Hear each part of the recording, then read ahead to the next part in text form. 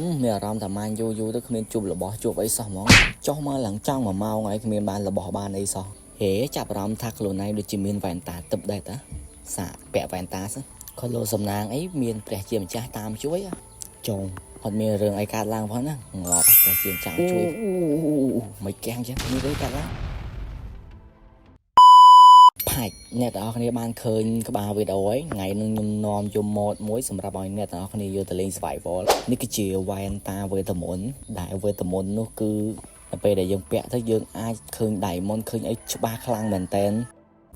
វ៉ែនតានឹងធម្មតាតែអ្នកទាំងអស់គ្នាត្រូវ check up ជាមួយនឹងរបស់ទាំងអស់នេះដល់ពេលដែលអ្នកគ្នា up ទៅនោះវាឡើងអក្សរពណ៌បៃតងនៅ